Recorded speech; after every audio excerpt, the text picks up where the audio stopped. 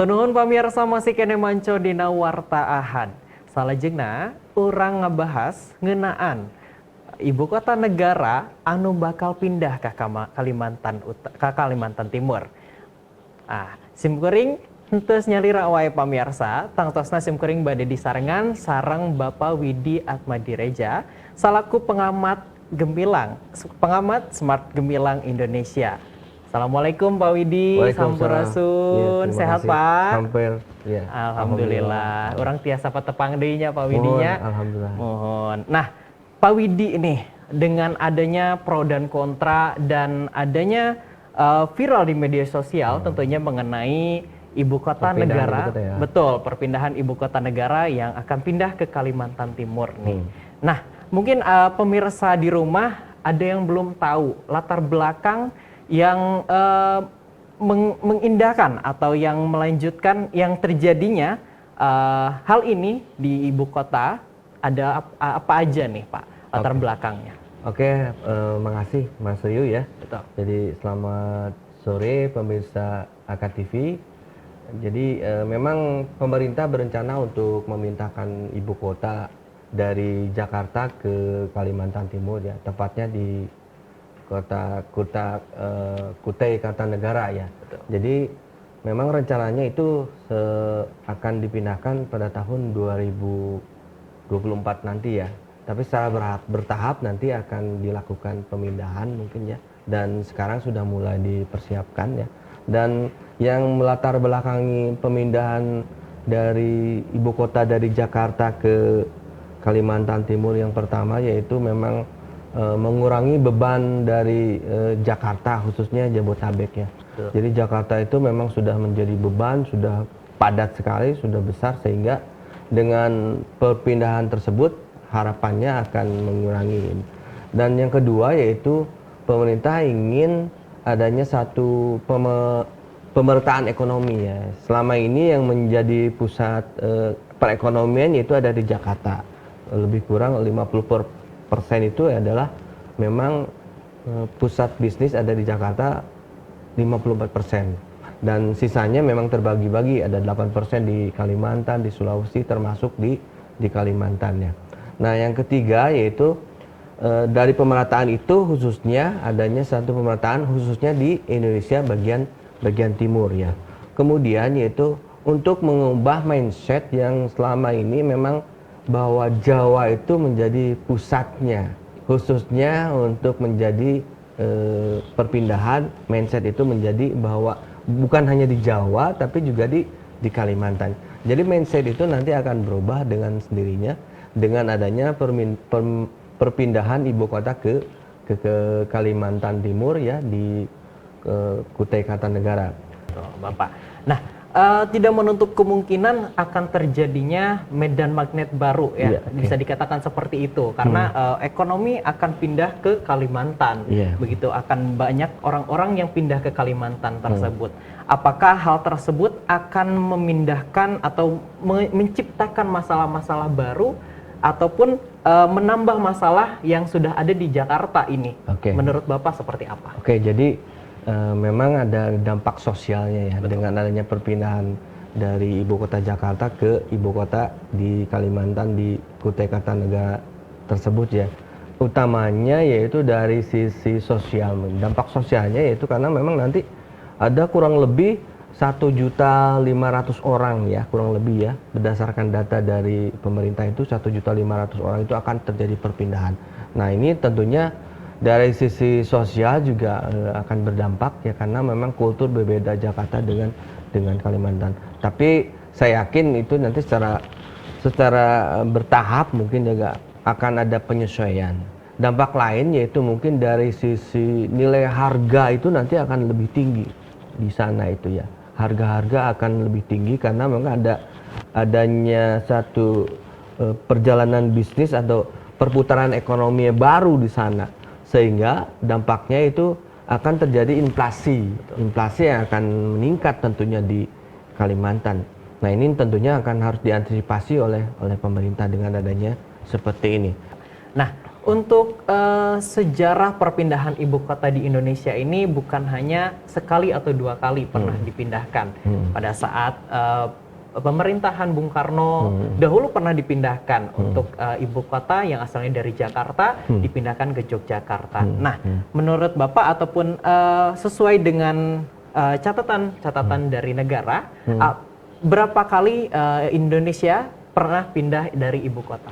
Oke, jadi memang kita ini mempunyai catatan sejarah perpindahan ibu kota. Begitu juga dengan negara-negara lain.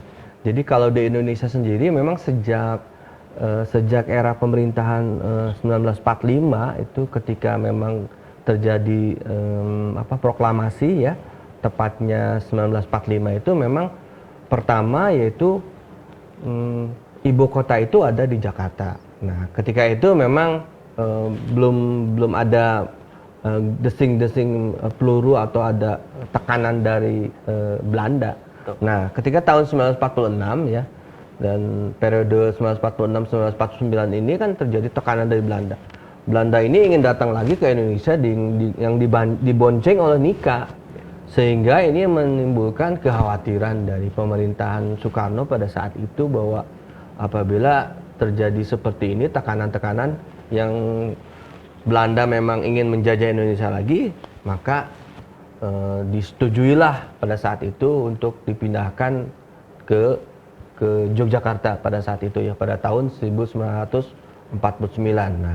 Nah, pada tahun 1949 tersebut ya memang terjadi gejolak ya dari pemerintah Belanda ya, penjajah Belanda ingin menguasai Indonesia, sehingga harus dipindahkan kembali ke Bukit Tinggi pada tahun 1949 ya. Pada saat itu di pemerintahan darurat Perdana Menteri Saprudin Prawira Negara pada saat itu dipindahkan ke Bukit Tinggi ya.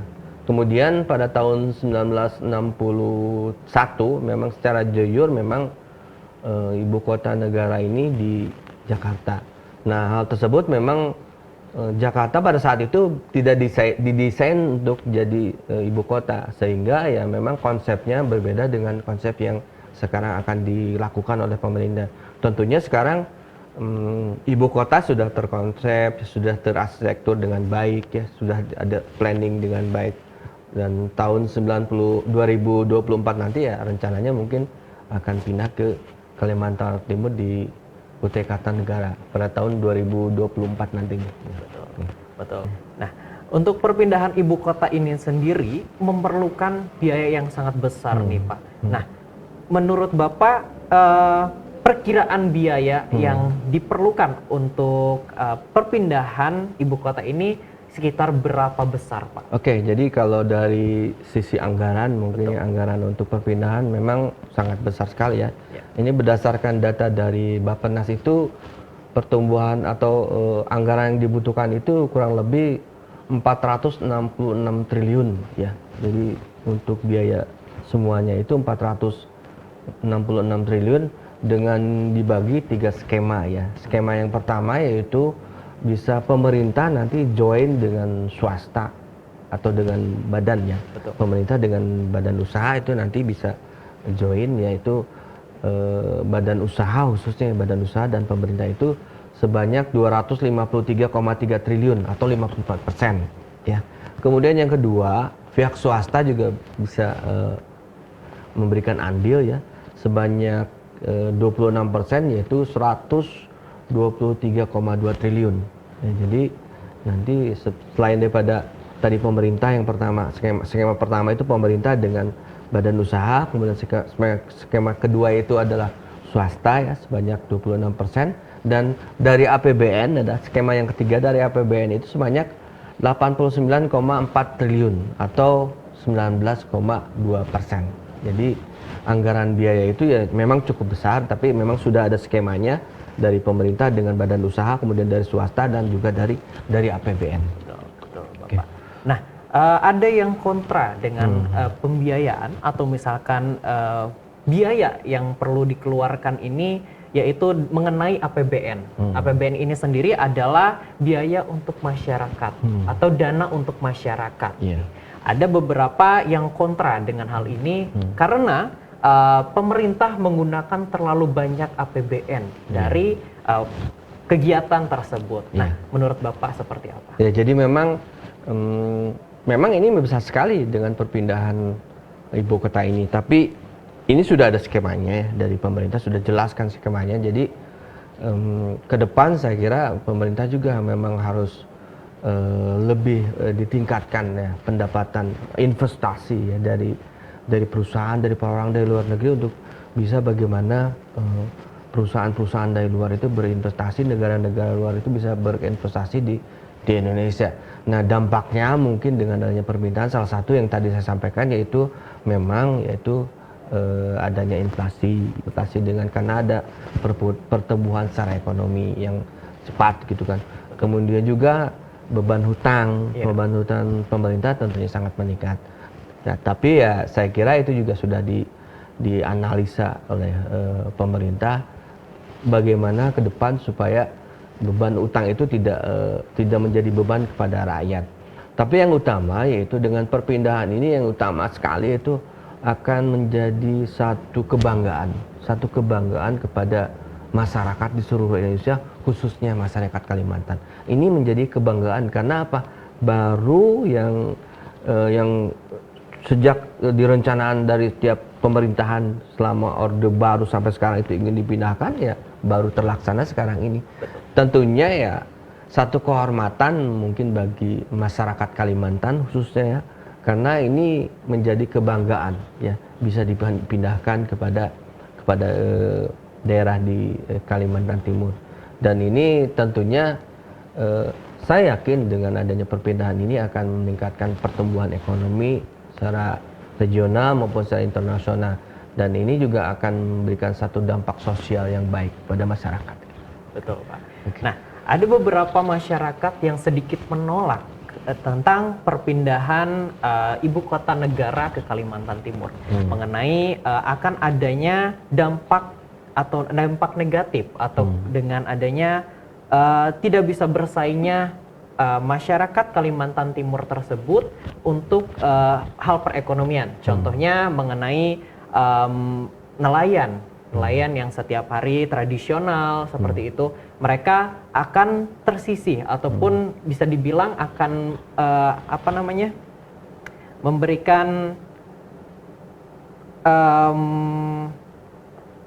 menjadi hal yang keuntungan apa kekurangan untuk mereka gitu, kerugian. Jadi mereka tidak bisa mencari nafkah lagi, bisa contohnya seperti itu, akan tersisih terlebih seperti itu.